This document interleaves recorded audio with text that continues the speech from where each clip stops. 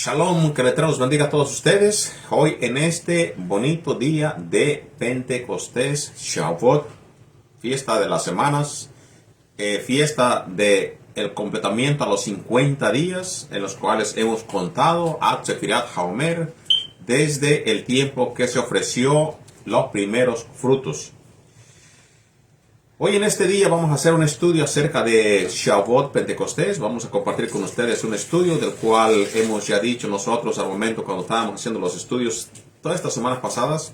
Compartimos con nosotros todas las veces que se llega la fiesta de Shavuot o Pentecostés, o fiesta de las semanas, fiesta de las cosechas, o como usted lo conozca. Nos gustaría compartir con ustedes este día un estudio más para tener un poquito más de conocimiento en lo que es la fiesta, qué cosa es lo que estamos celebrando, qué cosa es lo que el Eterno manda que celebre, a quién, cuándo y dónde. Así que hoy en este día, el primer día de la semana, para los que siguen el conteo caraíta o el conteo bíblico de la luna, cuando la luna está nueva y se va a observar de que esté todo lo que es el trigo listo para la cosecha, se comienza el primer día, el primer día y el primer mes de la Pascua, del año hebreo.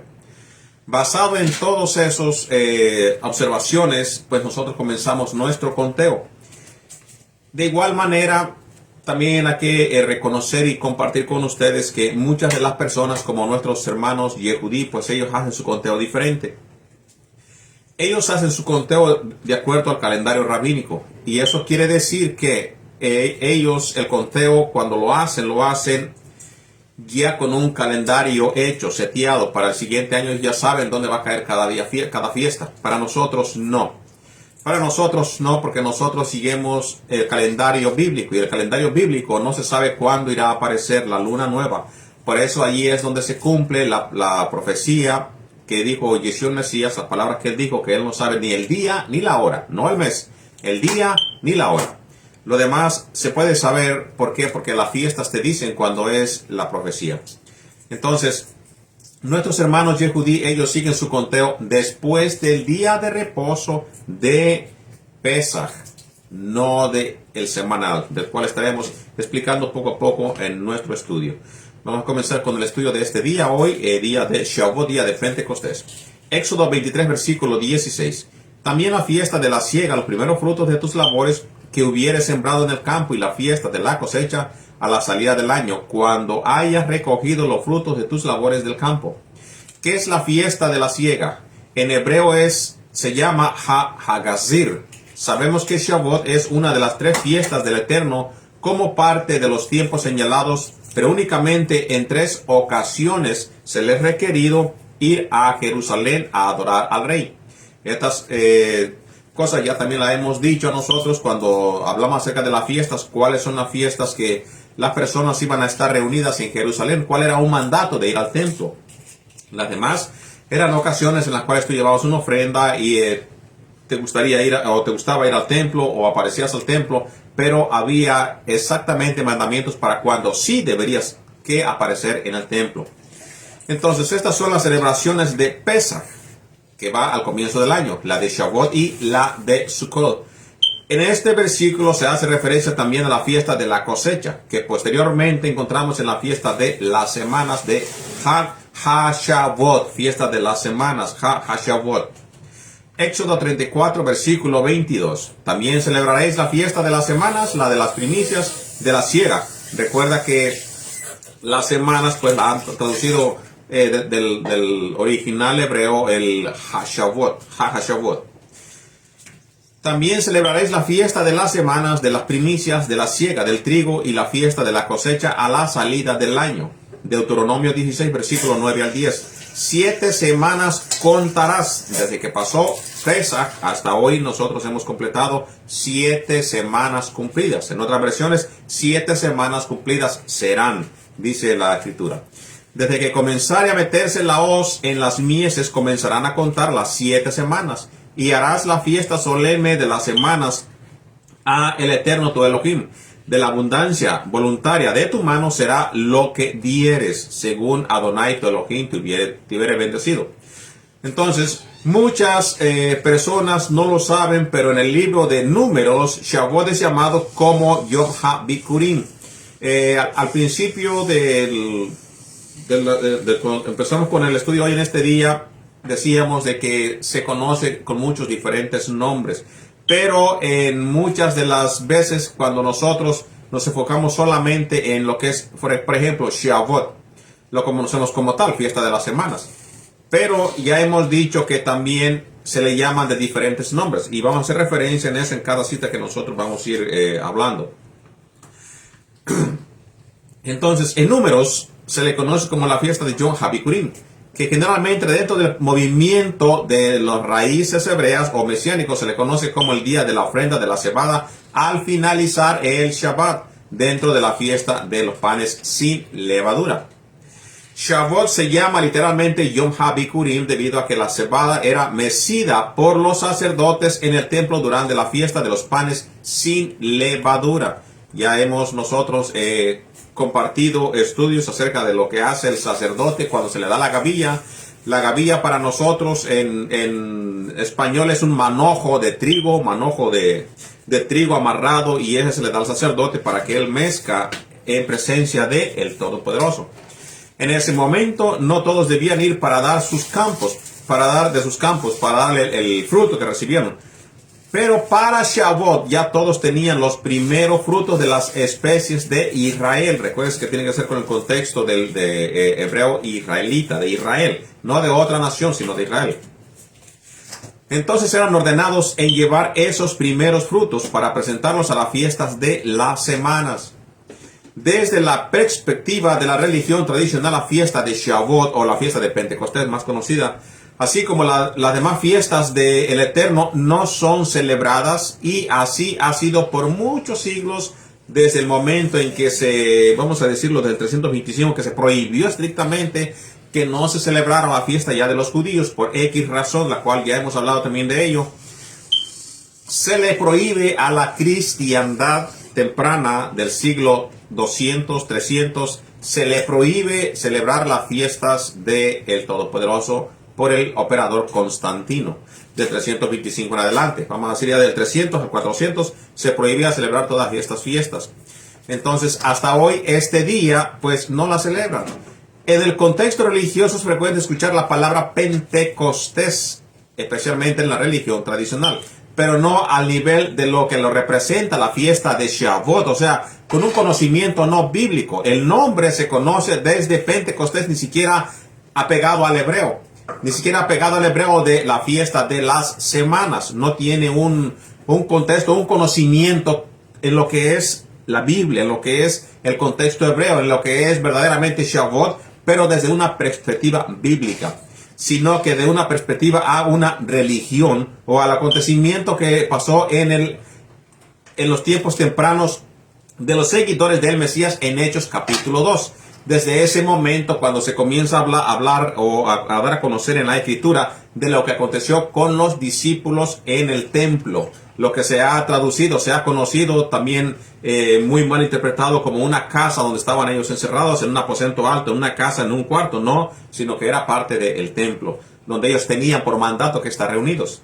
Entonces, no se conoce a fondo en sí en las religiones lo que representa la fiesta de Shavuot, sino que se llega al punto de ignorar por completo su significado, y si es celebrado es a la manera que a ellos les parece mejor, o lo que ha llevado como doctrina para la fiesta de Pentecostés, si es que se celebra. Entonces, en la religión tradicional siempre ha pensado que el Pentecostés se originó o comenzó en Hechos capítulo 2. Como un evento aislado, y que anteriormente nunca había ocurrido un Pentecostés, como es conocido hoy en estos días, aunque la diferencia es que la Escritura menciona un acontecimiento grande que se llevó a cabo en el monte Sinaí, y otro que se lleva a cabo en el aposento alto, que es al principio de los tempranos Mesijí o mesiánicos seguidores de Yeshua el Mashiach. Entonces, la palabra que nosotros vemos que nos aparece en las Escrituras es la palabra llegó. Nos da una indicación, un indicio que el Pentecostés no era un evento que se estableció por primera vez ya que los discípulos lo esperaban. ¿Qué esperaban ellos? Pues esperaban lo que estaba ya mandato según Levítico capítulo 23, versículo 15 al 21. Y asimismo, en contexto cultural del tiempo de la festividad, el ordenamiento del mandamiento nos dice que la palabra todos hace referencia a los varones israelitas, a quienes se les tenía encomendado subir a Jerusalén a participar del tiempo señalado. Recuérdense de las 3 fiestas, de las 3 veces que ellos tenían que estar en el templo por mandato divino, 3 veces al año en unas fiestas. Hechos 2, versículo 2. Y de repente vino del cielo un estruendo como de un viento recio que soplaba, el cual llenó toda la casa donde estaban sentados.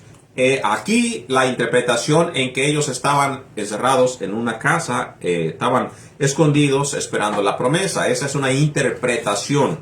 Cuando nosotros vemos el contexto de la fiesta y cómo tenían que haberlo estado esperando, nosotros conocemos entonces de que ellos se encontraban en una parte del templo esperando la promesa.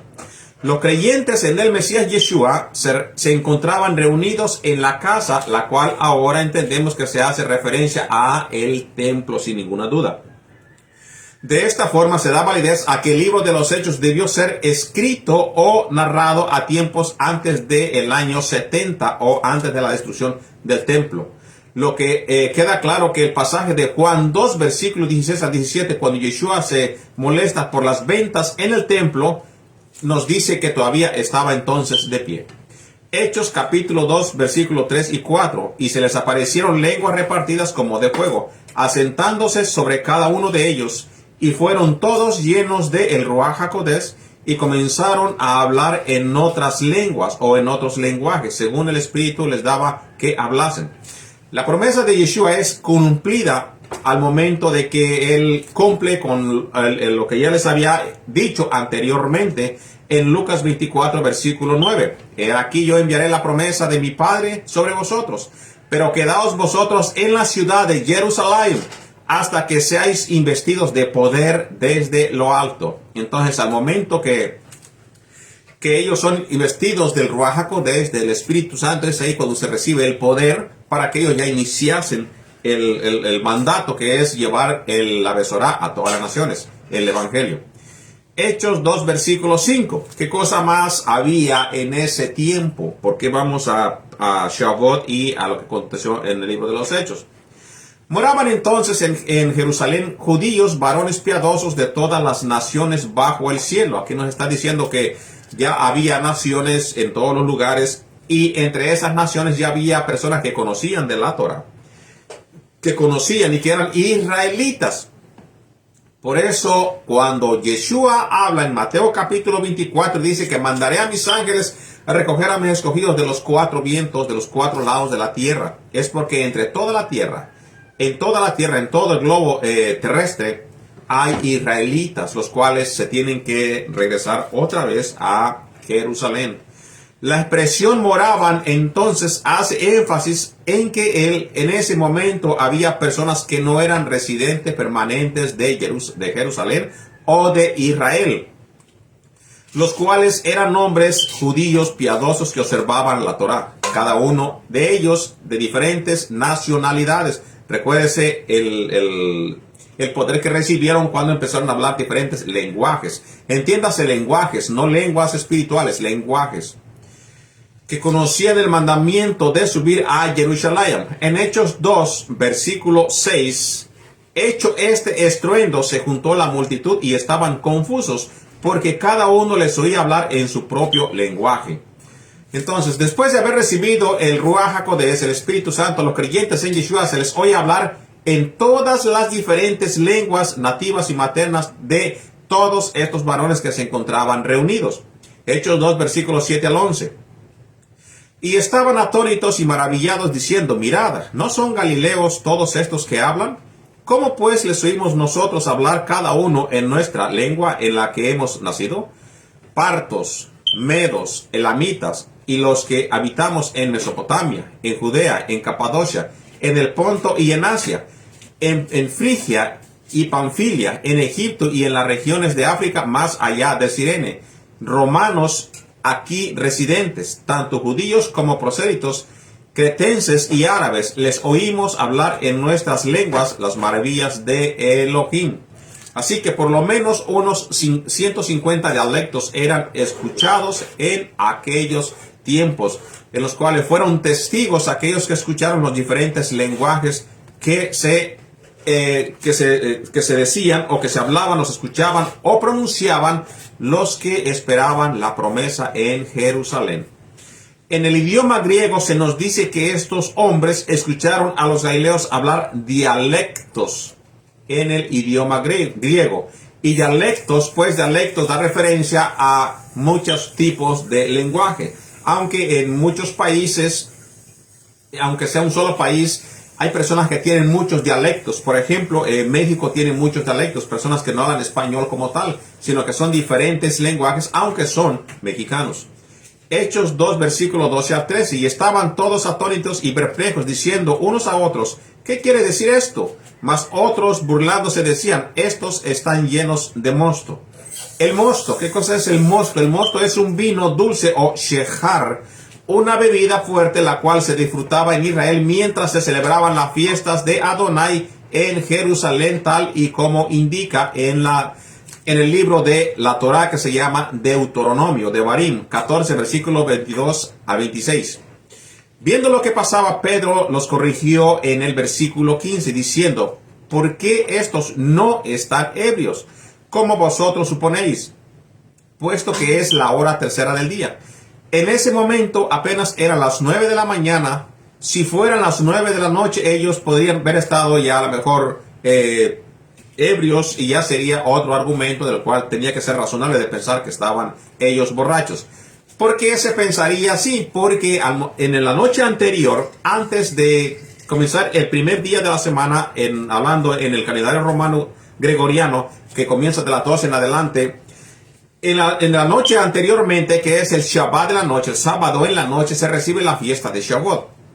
Y para que se reciba la fiesta de Shavuot, se tiene que recibir con lo que se lleva al templo. La persona que viene de muy lejos, como ya hemos leído, dice que viene desde África y del otro lado del mar, pues ellos tenían que vender las cosas e irse a Jerusalén, comprar lo que pudieran en Jerusalén y en el templo y disfrutar de todo lo que se vendió. Ahora comprarlo para atrás para disfrutar con la comida, con la bebida, con los sacerdotes y con los hermanos en el templo. Así se cumplía con la observancia de llevar lo que Dios te permitió que cosecharas de tus tierras. Lo vendiste, lo llevaste y ahora compraste allá. La escritura menciona que tienes que comprar vino, animales para comer y disfrutar entre tus hermanos y no desamparar siempre al levita. Porque levita era su trabajo estar siempre en el templo. Esa era su casa, esa era donde él vivía. No tenía herencia fuera del templo, no tenía un terreno donde construir su casa.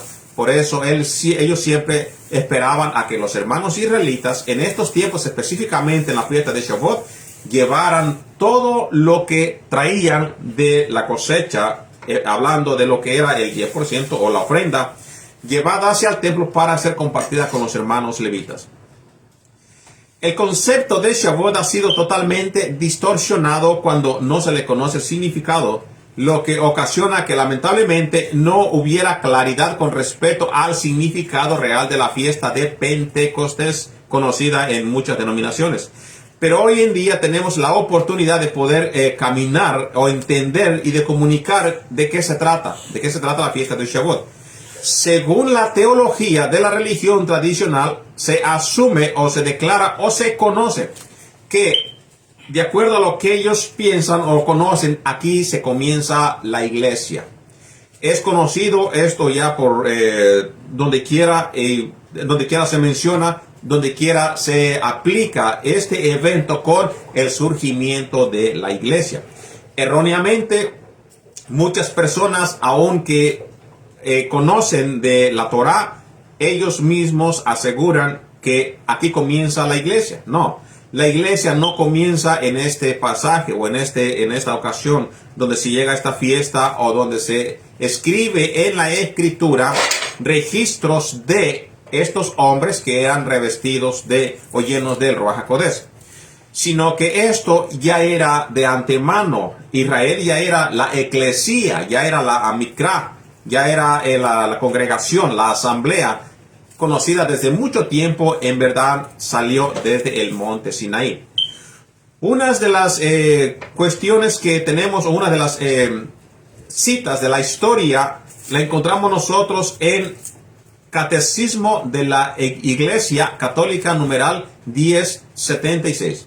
Nos dice: por eso, el día mismo de Pentecostés, en que la iglesia se manifestó al mundo, los que recibieron la palabra de Pedro fueron bautizados y con reverencia escucharon la enseñanza de los apóstoles. Se reunían en la fracción del pan, en la oración, alabando a Elohim, gozando la estima general del pueblo. Basado en Hechos capítulo 2. Para comenzar, primeramente, pues vamos a ver que en este escrito de la Católica numeral 1076, parece que se pasa por alto en que la escritura no menciona que Pedro está predicando a la gente. Si Pedro fue el que mencionó varones israelitas, estos no están borrachos como ustedes piensan, sino que aquí se manifiesta lo que está escrito en los profetas y lo que se ha prometido a los creyentes en Yeshua. Eso pues no pudo explicarle a ellos, a los que no creían, porque pues no sabían de lo que estaban hablando. Pero uno se imagina que después de que escucharon las maravillas, los diferentes lenguajes, se pudo llamar la atención de las personas, y nos imaginamos que habiendo tanto varón, tanta persona reunida en el templo, entre todos, no nada más Pedro, dice, cada uno le oía hablar en su propio lenguaje. Lo que pasa es que en la iglesia católica pues se le da mucho énfasis a Pedro como el jefe de todos, pero aquí vemos nosotros que no. Cada uno de los discípulos participa, porque cada uno habla diferente lenguaje, y entre ese lenguaje que el Eterno les permite a ellos que hablase, predican a todos los que estaban reunidos en esa época de Hechos capítulo 2, cuando se recibió el Ruach HaKodesh en el aposento alto. Entonces, así que esto se ha creído según la tradición de la religión tradicional. Pero esto, al nosotros escudriñar, vemos que es poquito diferente a lo que se ha enseñado. La cuestión aquí es que muchas de las denominaciones salidas del catolicismo y que siguen los mismos mandatos católicos, aunque se niega, pero lo siguen. Por ejemplo, la reunión de adoración en cada domingo, pues es un decreto católico.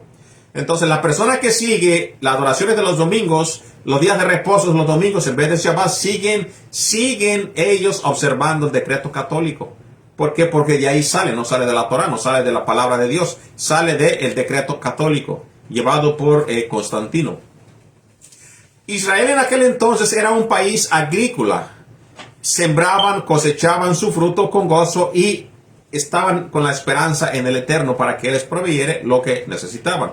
Un motivo por el cual en este tiempo las personas estaban muy agradecidas con Elohim, ya que necesitaban de la lluvia temprana, de la lluvia tardía, así que como de una serie de condiciones naturales que podrían en evidencia la provisión de Elohim para el pueblo. O sea que la esperanza y la confianza estaba todo en el Todopoderoso, no en el poder o en los inventos del ser humano.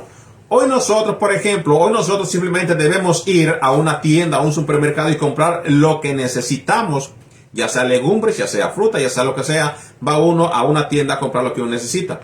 Tiempo atrás la fruta, los granos, los vegetales, etcétera, eran de ciertas estaciones, pero actualmente encontramos de todo lo que necesitamos donde nosotros nos vamos a comprar las cosas. Antes no era así. Aún las rancherías no es así. Una ranchería, una persona de rancho entendería 100% lo que están haciendo estos hebreos reunidos en el templo, y por qué llevaban sus provisiones ahí y por qué estaban tan agradecidos. Entonces, hoy en estos tiempos, así como la persona confía en que voy a una tienda y ahí consigo lo que quiero, está perdiendo poco a poco el conocimiento, la provisión del Eterno, lo que Él da a sus hijos. Se hace más difícil entender el calendario agrícola o las cosas de la agricultura. Cómo funcionan, cómo es de que estos frutos son cosechados, cómo es de que la persona puede traer o sembrar a sus tiempos, cosechar a sus tiempos, limpiar y a sus tiempos recoger el grano. Todo esto se está olvidando, se está perdiendo, porque ya las personas con grandes maquinarias se dedican a hacer las cosas que antes el hombre hacía con la mano. Aún así, todos los que confían en sus propias fuerzas, si el Eterno no provee agua para que ellos puedan regar sus plantillos o sus sembradillos, pues también estarían en un gran problema. Pero ellos son los que conocen eso. La mayoría de las ciudades, entre medio de las grandes ciudades, de los pueblos, desconocen todas estas cosas, porque ellos pueden ir a un lugar y agarrar lo que necesitan. Se pierde entonces, le quitan la validez o se olvidan de dónde y quién provee todos estos alimentos y todas estas cosas para que sean aprovechados por la humanidad. Deuteronomio 8, versículo 11 al 12 y 17 al 18. Cuídate de no olvidarte de Adonai tu Elohim para cumplir sus mandamientos. Aquí se cumple y se le avisa al ser humano. Cuídate de no olvidar. ¿Qué pasaba entonces si se olvidaban? Si la persona no hacía lo que era por mandato del Todopoderoso, probablemente pues no le caería lluvia como bendición. Su confianza entonces se perdería porque dejaría de confiar en el Todopoderoso. Pero nos está diciendo, cuídate de no olvidar. Y eso es entonces, haz lo que el Eterno te está diciendo. Va y hace lo que dice el mandato. En el contexto de Shavuot, lleva lo que el Eterno te permitió cosechar. Parte de eso, de lo que sea, de lo que esté en tu corazón, lo que sea tu voluntad, lleva para que sustentes parte del templo a ti mismo y compartas con los levitas. Sus decretos y sus estatutos que yo te ordeno hoy, decretos y estatutos que yo te ordeno hoy, no suceda que comas y te sacies y edifiques buenas cosas en que habites, buenas casas. Y digas en tu corazón, aquí es donde está el gran problema de muchos seres humanos. Digas en tu corazón, mi poder y la fuerza de mi mano me han traído esta riqueza. Sino acuérdate de Adonai tu Elohim, porque Él te da el poder para hacer las riquezas, a fin de confirmar su pacto que juró a tus padres, como en este día. La fiesta de Shavuot es una fiesta que no tiene un día fijo en el calendario. No dice, este día exactamente vas a tener que celebrar. El Creador no lo ancló como si lo hizo, como se fue hecho, por ejemplo, en Yom Teruah.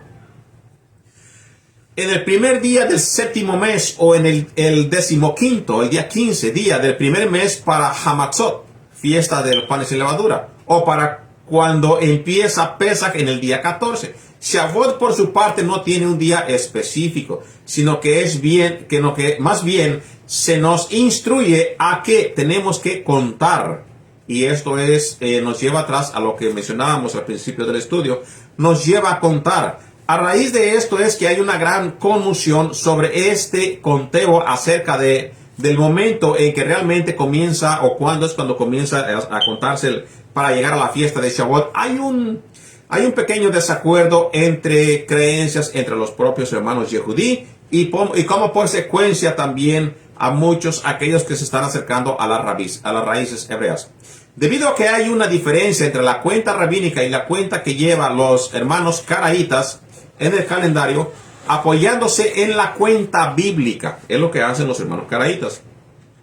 Así como el tema de cuándo fue Shavuot, de que Shavuot sucedió bíblicamente en el Éxodo. De acuerdo a la tradición yehudí, Shavuot es el día en que la Torah fue entregada en el monte Sinaí. Específicamente en el día en que Adonai exclamó con su boca todos sus mandamientos en el monte Sinaí desde los Shamaim, desde los cielos.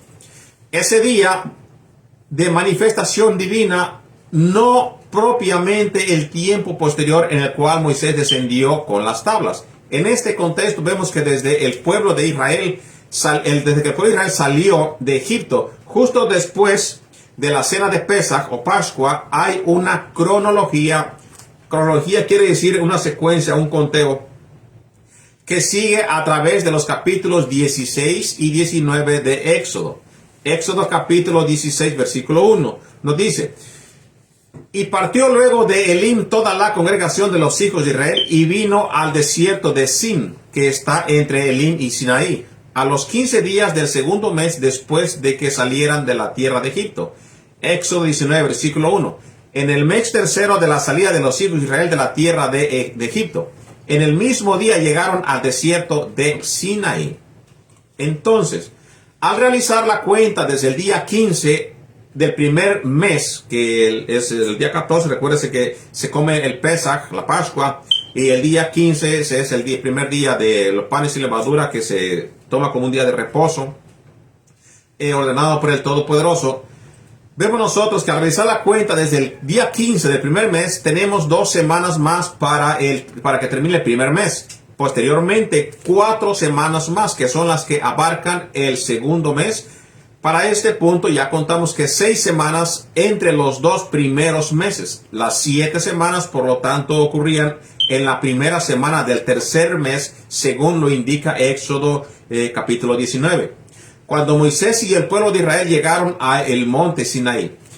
El pasaje indica que Moisés estaba subiendo y bajando del monte Sinaí, hablando con el Eterno a la edad de los 80 años. Literalmente podemos asumir que fue a los 50 días.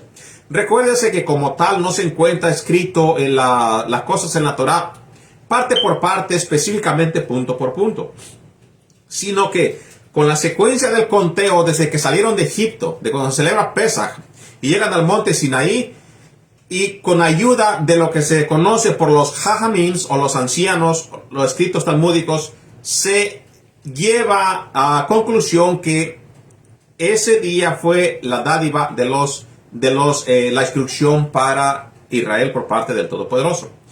Entonces podemos asumir que fue a los 50 días desde que los israelitas salieron de Egipto que este evento sucedió. ¿Cuál? El Shavuot o Pentecostés. Un dato bastante interesante es que si leemos con atención la narración que da el texto de las ocasiones en que Moisés subió y bajó, nos da un resultado, las subidas y las bajadas, con el número 50. Asimismo, el relato nos indica que 3 días antes Moisés les dice que se deben de santificar, diciendo alusión de que faltaban 3 días, como si se tratara de una cuenta regresiva, como que se estuvieran diciendo: alístense, prepárense, purifíquense, porque viene un acontecimiento grande y el Eterno quiere que todos estén limpios y estén preparados para ese acontecimiento. Éxodo 19, versículo 10 al 11. Y Adonai dijo a Moisés: ve al pueblo y santifícalos hoy y mañana, y laven sus vestidos, y estén preparados para el día tercero, porque al tercer día Adonai descenderá a ojos de todo el pueblo sobre el monte Sinaí. Los hombres israelitas no debían acercarse a sus mujeres, ya que la Torá instruye a que para entrar en el proceso de purificación no se deben mantener relaciones entre un hombre y una mujer, sino que tenían que abstenerse estos 3 días para preparación de purificación y ir a esta cita divina con el Todopoderoso, donde vendrían a recibir las palabras que él había prometido y había avisado a Moisés que daría a el pueblo. 3 días después de este anuncio, la nube descendió y se encontraron con el Todopoderoso, lo cual nos revela que ellos estaban contando, pero justo antes de que suceda Moisés, o Moshe Rabeno subió a la mañana y el Eterno da unas palabras, las cuales debe llevar a el pueblo. Éxodo 19, versículo 3 al 6. Nos dice: y Moisés subió a Elohim, y Adonai lo llamó desde el monte, diciendo: así dirás a la casa de Jacob, y anunciarás a los hijos de Israel: vosotros visteis lo que hice a los egipcios, y cómo os tomé sobre alas de águilas, y os he traído a mí. Ahora pues, si diereis oído a mi voz, y guardareis mi pacto, Vosotros seréis mi especial tesoro sobre todos los pueblos. Porque mía es toda la tierra, y vosotros me seréis un reino de sacerdotes y gente santa. Estas son las palabras que dirás a los hijos de Israel. Recuérdese que cambia el nombre como hijos de Jacob o nación de Jacob y Israel, que es el mismo personaje. Los sacerdotes no tenían que ser necesariamente los hijos de Aarón. Ya esto sucedió antes en la escogencia de los levitas. Después de que se escogieron, antes todavía no había no escogía el Eterno, ustedes van a hacer esto, ustedes esto y ustedes estas cosas. No, eso fue ya después. Él escogería a todos como sacerdotes, un reino de sacerdotes. El Eterno le dice a Moisés que todos los israelíes tenían que ser sacerdotes. Ese era el propósito divino, de que todos los israelíes sirvieran como luz a las naciones. De ahí viene entonces de que ellos serían el ejemplo y gente sabia, gente que sabrían e instruirían a las naciones, la cual pues no aconteció, y por eso hubo ocasión al Mesías y regresará para que eso se cumpla. ¿Qué es un sacerdote? Un sacerdote es alguien a quien las personas acuden para reconectar con el Eterno, el Creador. El Eterno quería que todos aquellos en la antigüedad y nosotros en la actualidad fuéramos exactamente eso, ¿qué? Un reino de sacerdotes. Un reino de sacerdotes, un ejemplo, luz para las naciones. Que todos nosotros seamos un Cohen, pero ¿qué necesitaba el Eterno a cambio? ¿Qué cosa es lo que Él siempre ha exigido?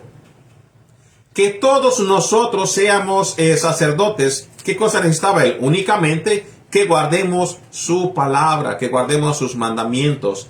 Imagínese usted qué decepción de que el Eterno da a sus hijos mandamiento y que lo que espera Él nada más es que se guarden los mandamientos, y una decepción tan grande que se diga, no, los mandamientos ya no son para los seres humanos.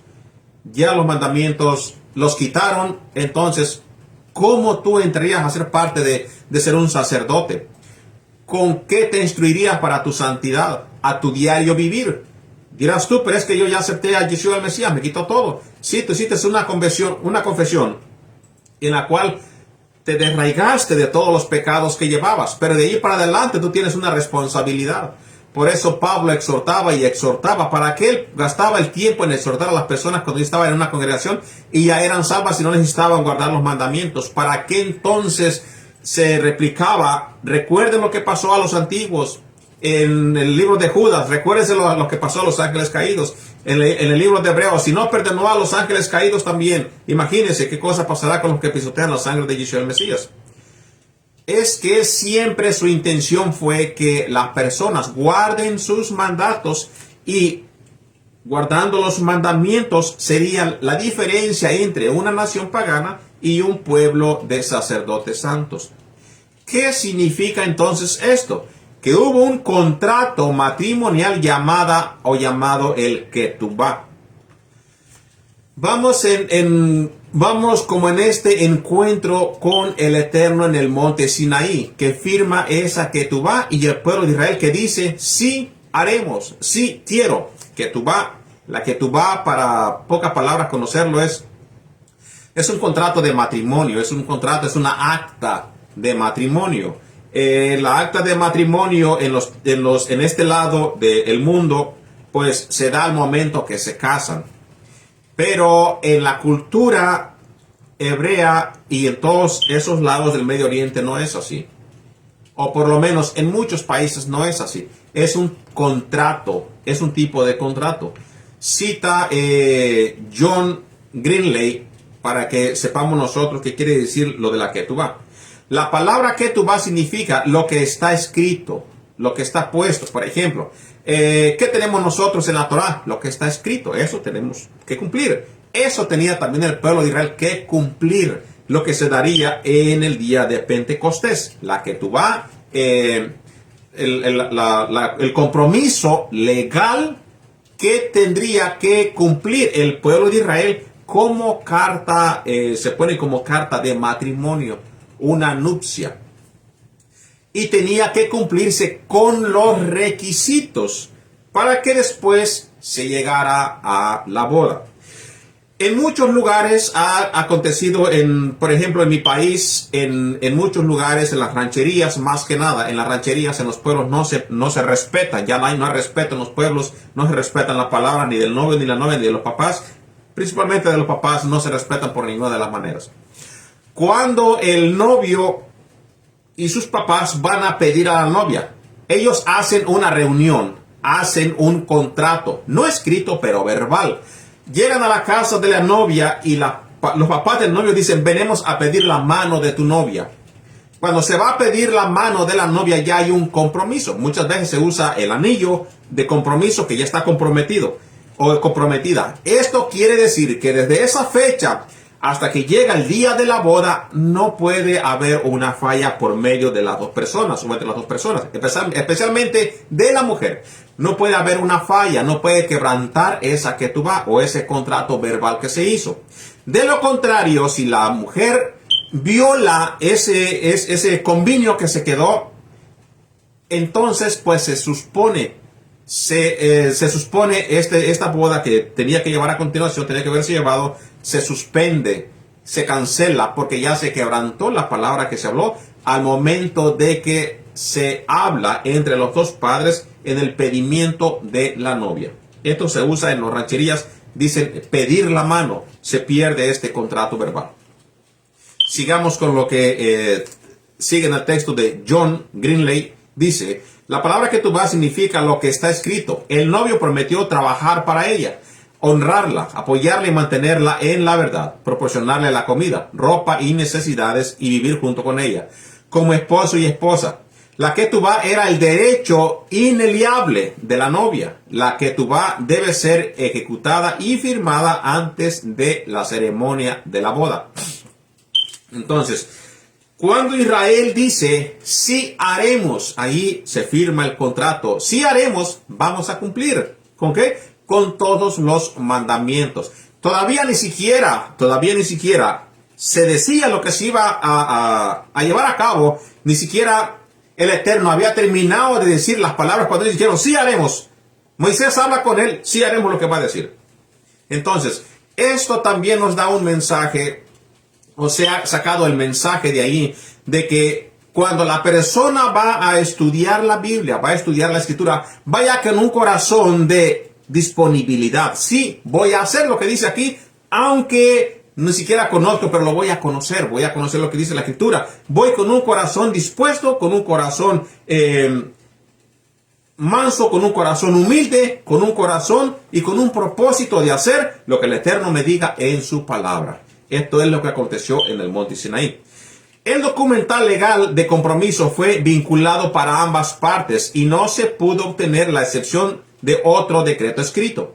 Un decreto de divorcio por escrito, como esto es históricamente el pacto dado en el monte Sinaí, fue la ketubá entre Israel y Elohim. Proféticamente, todas las promesas del nuevo pacto escritas en los corazones de todos los creyentes y escritas en las Escrituras comprenden la ketubá entre ellos y su Mesías. La novia debe decir, sí, sí haré, históricamente cuando Elohim se comprometió con Israel en el monte Sinaí. Israel le dijo, sí haremos, sí haremos. Entonces, dieron el sí, firmaron, sí, lo hago. Proféticamente, todos aquellos que desean convertirse en la novia del Mesías deben de también comprometer sin decir, sí, haremos. ¿Qué cosa haremos?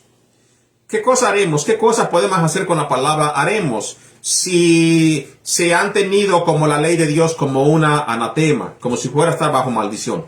¿Cómo puede decir un creyente del Mesías, sí, vamos a guardar tus mandamientos, cuando las doctrinas enseñan todo lo contrario? ¿Qué cosa es lo que sí vas a cumplir? ¿Una confesión? Una confesión la puede ser cualquiera en un momento y regresarse para atrás como los puercos y irse otra vez al lodo. Entonces, ahí es donde tenemos que conocer qué cosa verdaderamente es Shavuot, qué cosa verdaderamente es la intención con la que se da Pentecostés desde el principio cuando se da a Israel y en el segundo cumplimiento que se da entre los creyentes de Yeshua. De acuerdo al relato de la Torá y del mandamiento, y cómo es que contamos o empezamos a contar.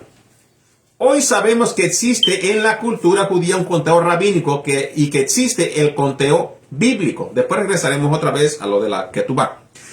Y este es uno de los temas con que se encuentran las personas que entran a empezar a aplicarse los mandamientos de la Torá. Y van a celebrar, por ejemplo, la primera vez que van a celebrar Shavuot. Hay un gran problema porque muchas de las personas, pues como ustedes están oyendo, lo oyen a través de las redes sociales. No es, muchas veces uno no confía 100% lo que se habla en las redes sociales, porque hay muchísimos diferentes grupos y denominaciones y nunca se sabe a qué grupo creer, qué grupo tiene la razón, qué grupo está haciendo las cosas bien conforme a la Torá. Al menos que usted mismo siga a la persona que está predicando con la misma escritura. Y que no le meta ideas cómo debe de entender un texto, sino que le diga, basado en este texto, en el contexto y en otro texto que aparece, que más o menos se relaciona, se puede entender de esta forma, de acuerdo al contexto donde fue dado la palabra. Allí es donde cuidadosamente tenemos que seguir nosotros a quien da los estudios. Entonces, todos los grupos concuerdan en el hecho de que se debe de contar 7 semanas y que se debe de contar 49 días y después de los 49 días se celebra el día 50. Todo el mundo concuerda con eso, 7 semanas. El día más importante, el día 50.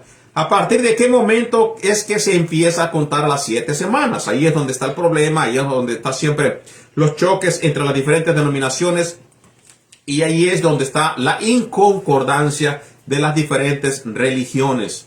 Levítico 23, versículo 15 al 16. Y contaréis desde aquel día en que sigue el día de reposo, Shabbat.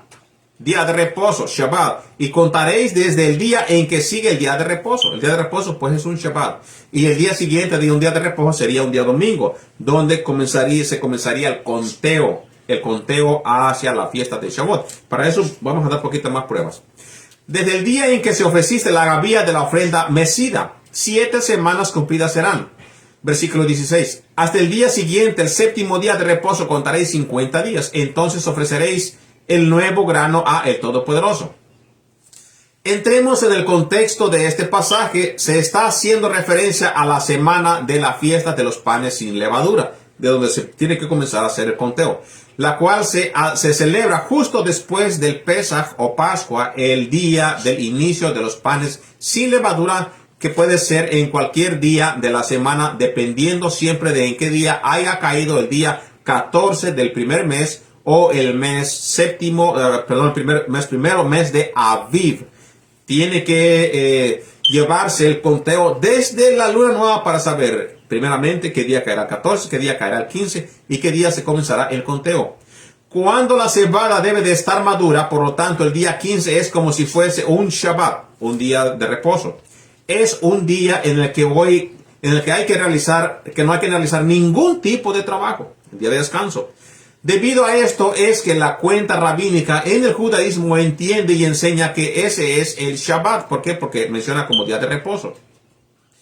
Para iniciar el conteo y siempre va a ser el día 15 del primer mes. Por lo tanto, en el día 16 comienza a contar y se debe aclarar que esto no es la primera o la manera, en que nuestros hermanos del judío caraíta comienza el conteo o se celebra. Para ellos siempre, para el rabinismo, siempre caerá en un calendario ya fijado.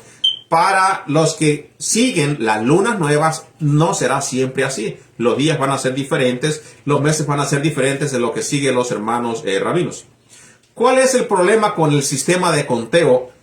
Para poner un ejemplo, si el 15 cayó en un miércoles, se toma ese Shabbat como indicar que se debe comenzar a contar desde el jueves, primer día del Omer, segundo día, etcétera, etcétera, hasta que se llegue el día séptimo, comienza el de la semana. Primeramente, hay un gran problema al conteo de si llega a ser un Shabbat un día miércoles, porque no pasaría una semana, no habría 7 días de reposo de entre medio, no había semanas cumplidas de día a día, comenzando de un día de la semana, primer día de la semana, por ejemplo, un domingo, a otro domingo es una semana, domingo al otro domingo, otra semana. Fallaría entonces el conteo. Levítico 23 nos dice, hasta el día siguiente del séptimo día de reposo, Shabbat, contaréis 50 días, pero en este caso sería un miércoles, lo cual no es un día de Shabbat, es otro día. Bueno, para los creyentes en Yeshua, la forma de entenderse sería más clara si usted escudriña las escrituras. Sería más fácil de entenderlo si usted siguiera la secuencia de la muerte de Yeshua. Y para ello vamos a dar un ejemplo. Vamos a tomar a Yeshua como referencia para el conteo de el Omer.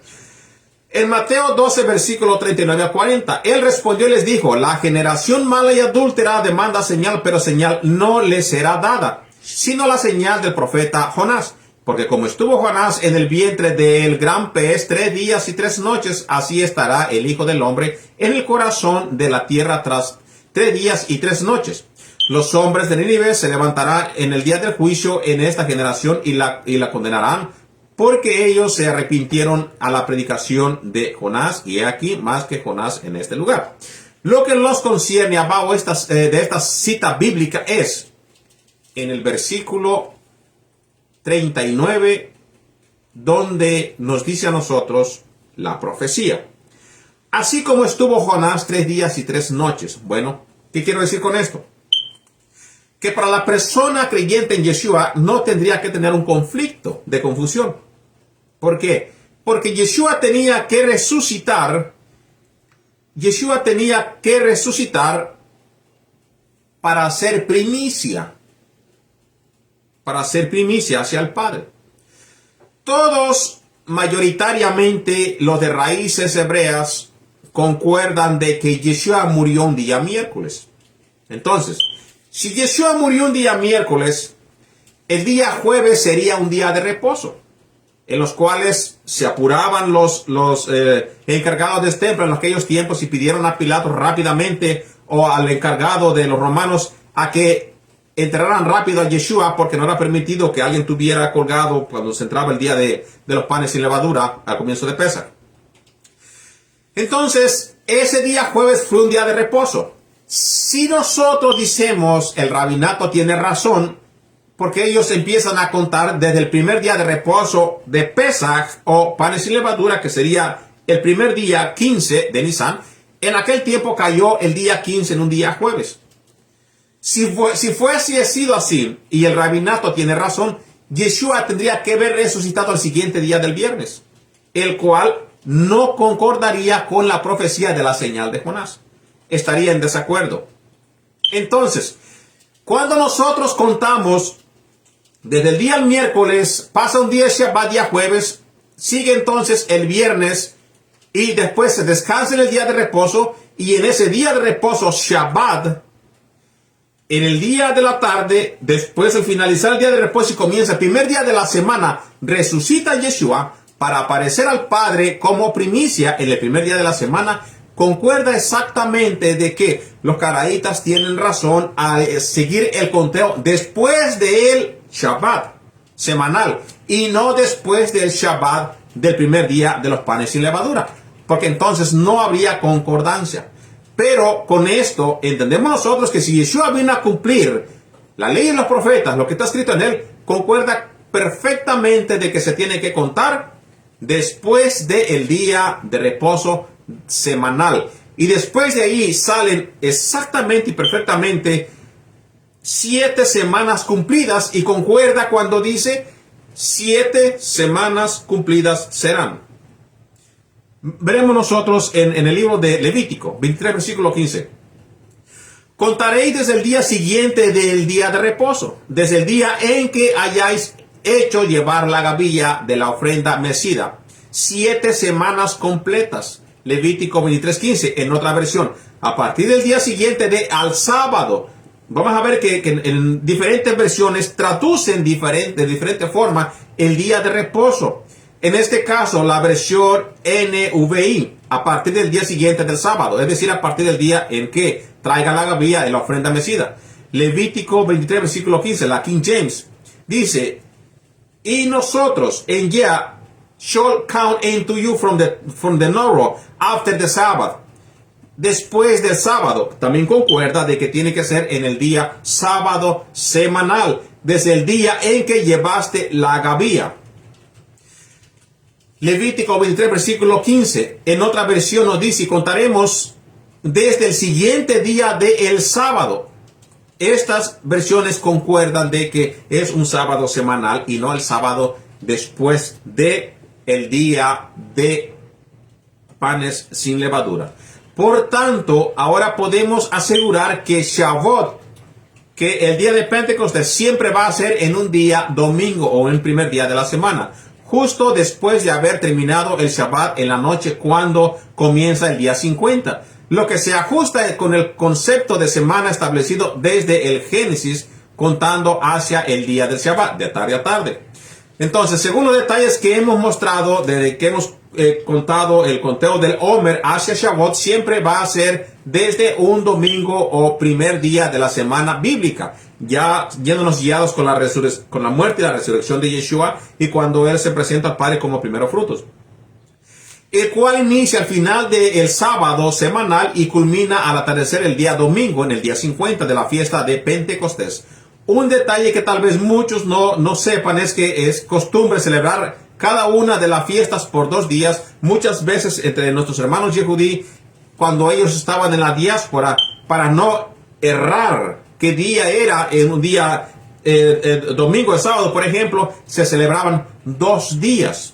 2 días se celebraba esta celebración de Shavuot, y alguno cuya celebración abarca únicamente en un día, como lo es por ejemplo, en el caso de Yom Teruah, día de las trompetas, por motivo en que el calendario fijo que estableció Hillel II en el siglo IV no se podía proveer cuando la luna nueva sería vista. Entonces, para que el pueblo de los hermanos yehudí en la diáspora o Israel, fuera de Israel, pudiera celebrar en el día correcto por las dudas, se determinó que fueran de celebrar por 2 días para no errar en que si este es el día o este no fue el día, o no se puede observar la luna nueva. Por ejemplo, en Israel se puede observar la luna nueva principalmente en principio cuando viene saliendo como si fuera una estilla, o el principio de lo que se reconoce como se mira una uña, la parte de atrás de la uña, se ve en Israel. Y allá anochece más primero que por acá. Entonces allá se puede ver cuando se suben al cerro a ver el principio, el comienzo del mes,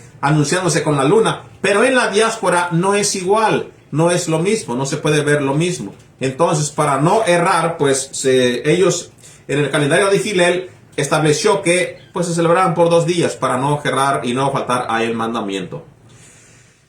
Sigamos hacia adelante. Volviendo al contexto del primer Shavuot registrado en la Torah, se nos dice que el Altísimo expresó sus mandamientos y antes de que los expresara el pueblo de Israel dijo, sí, vamos a hacer. Como una novia que acepta el pacto matrimonial aceptando la carta que el novio le va a entregar con las condiciones, lo que ya hacíamos mención hace rato, con las condiciones del matrimonio, bajo la pregunta de si aceptaban o no a lo que Israel aceptó. Ellos dijeron sí antes de siquiera escuchar las palabras del Todopoderoso. Las palabras que Israel dijo son 2 de las palabras más famosas en la cultura de nuestros hermanos hebreos, los cuales han llegado hasta nuestros tiempos. Estas son Naaseh Venishma, que literalmente significa haremos y obedeceremos. Haremos y obedeceremos, o haremos y escucharemos. El hecho de hacer siempre ha sido resaltado entre nuestros hermanos yehudí debido al énfasis de hacer primero y luego escuchar para obedecer. Hacer, decir sí, después escucharemos y vamos a obedecer. O sea, presenta el corazón disponible. Se escucha y se obedece. Eso es una buena enseñanza espiritual y una lógica que tiene mucha razón nuestros hermanos yehudí al tomarla como algo disponible para aprender y obedecer. Génesis 21, versículo 27 a 32. Y tomó Abraham ovejas y vacas y dio a Abimelech, haciendo ambos pacto.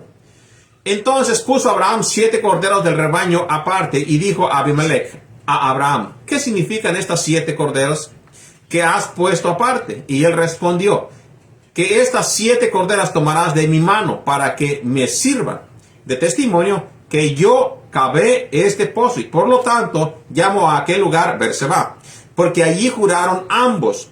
Así hicieron pacto en Berseba, y se levantó Abimelech y afijó el príncipe de su ejército, y volvieron a tierra de los filisteos.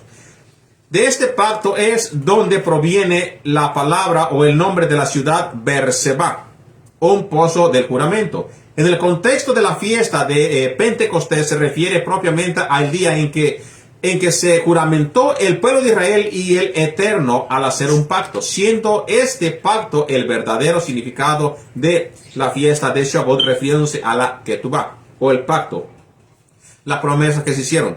Teniendo esto en mente, tenemos que reflexionar en lo importante que es esta celebración para nosotros, ya que se trata de Israel haciendo un juramento como la novia, expresándole al Todopoderoso: sí te vamos a obedecer, sí vamos a entrar al pacto contigo, y sí aceptamos y guardaremos tus mandamientos. Esto nos habla también del caminar espiritual que cada uno debe de tener, ya que no solo se trata de hablar de eventos que sucedieron hace miles de años, sino que cada uno de nosotros debe de tener este tipo de experiencias en su propia vida. Primeramente, pues, el aceptar un corazón disponible antes de siquiera saber lo que se le va a dar como mandato, basándose en un contexto bíblico. Leer, disponibilidad antes de conocer siquiera lo que dice la Escritura, porque va uno con una intención de obedecer. La fiesta de Pesach nos habla de lo que significa salir de Egipto, de cómo una persona vive en ese estado de esclavitud mental y espiritual, el cual vivimos. Nuestro deber debe de ser liberarnos de esas esclavitudes, estando siempre con humildad, sabiendo que solo con el Todopoderoso uno puede hacerlo, y no con las propias fuerzas de uno mismo, tal y como lo hizo Israel, para que después haya un caminar con etapas de madurez espiritual, de conocimiento, de sabiduría, de experiencia con el Todopoderoso. Podemos entonces comparar los 49 días antes de llegar a la fiesta de Shavuot con 49 peldaños o escalones. Diferentes personas lo entienden de diferente forma, como una escalera que va subiendo a un nivel espiritual más alto hasta llegar a 50. Otros le llaman peldaños, que también es una escalación hasta llegar a la perfección, o llegar hasta ese día de recibir lo que el Eterno quiere que tú cumplas. En donde vamos a ir a encontrarnos con la fuente de divinidad. Nos vamos a ir a encontrar con el Creador, en donde el versículo 16 nos dice que sería ofrecido el nuevo grano a el Todopoderoso. ¿Qué debían hacer los israelitas en la antigüedad? ¿Cómo ofrecían estos frutos? ¿Cómo hacían ellos para hacer esto?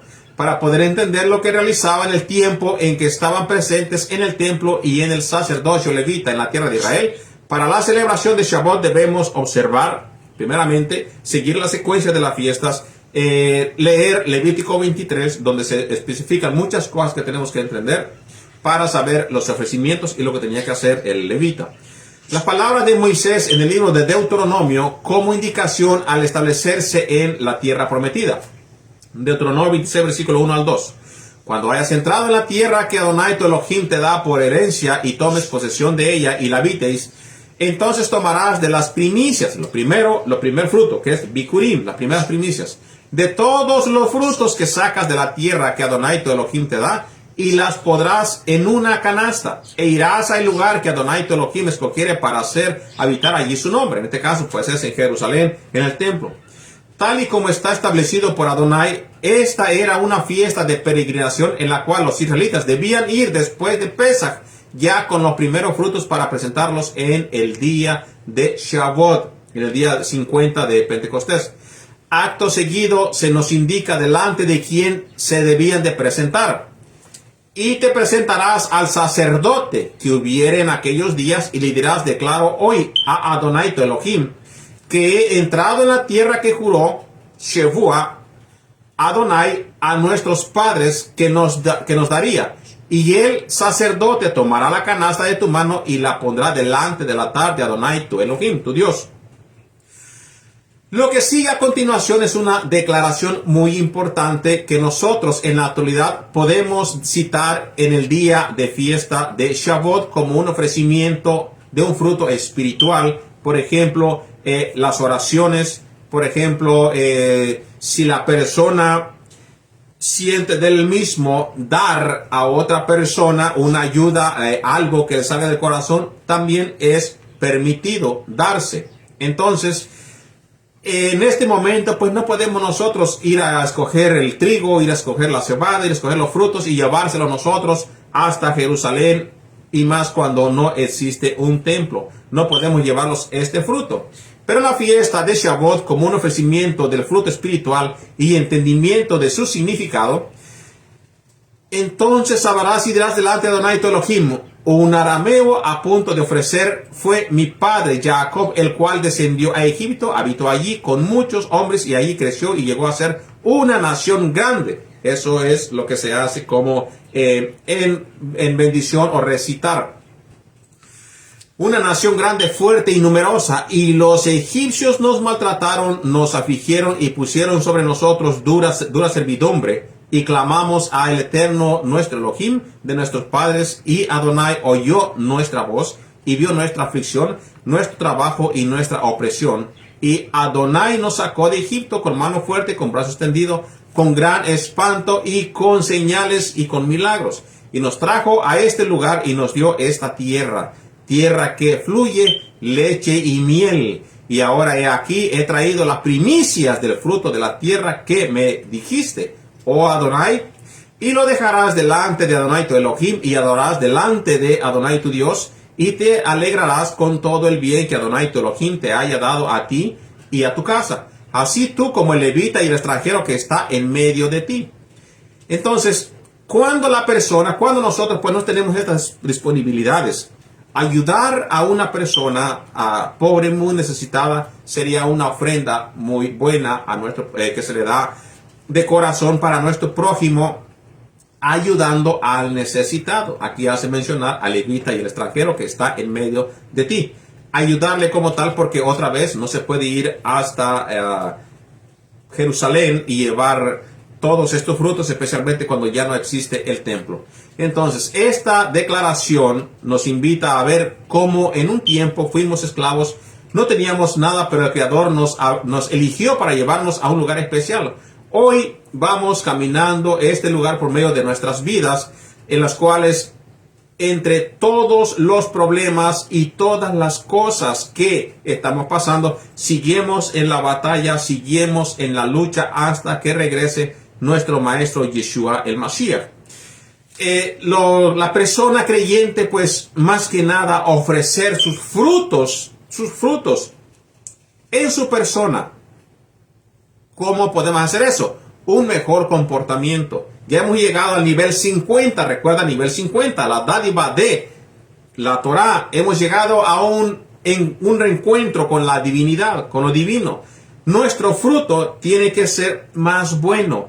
Y ahora se puede cumplir lo que Yeshua dice cuando está entre los fariseos o entre aquellas personas a las cuales él les llama la atención por su comportamiento. Mateo 7, versículo 16, versículo al 20. Por sus frutos los conoceréis. ¿Acaso se recogen uvas de los espinos o higos de los abrojos? Así todo buen árbol da buen fruto. Que esto sea en lo que apliquemos a nuestras vidas desde este momento en adelante. Pasado ya, llegado a el momento más alto, que es el día 50. Nuestra comunión con el Todopoderoso que sea la más adecuada, especialmente cuando las personas esperan de que nosotros seamos un ejemplo, y que el Padre siempre quiso que nosotros fuéramos un reino de sacerdotes y que no seamos el árbol que en vez de que su fruto sea mejor, sea mal fruto, y sea lo que dice en la Escritura. Pero el árbol malo da malos frutos. Da frutos malos. No puede el buen árbol dar mal frutos. No puede, porque es un árbol bueno. No puede dar frutos de unas cosas malas si eres una buena persona. Ni el árbol malo dar frutos buenos. Si es malo, pues no puede dar frutos buenos porque es malo. Pero nosotros, ya que el Eterno nos ha cambiado con su Ruach HaKodesh, daremos frutos buenos que sean dignos de que las personas lo vean, de que digan, este verdaderamente se ha arrepentido. Todo árbol que no da buen fruto es cortado y echado al fuego. Así que por sus frutos los conoceréis. Mateo 21, versículo 43 a 44. Por tanto os digo que el reino de Elohim será quitado de vosotros y será dado a gente que produzca frutos de él. ¿Y los frutos cómo se debe de producir? Pues viviendo conforme a los mandamientos. El que creyere sobre esta piedra será quebrantado y sobre quien ella creyere le desmenuzará.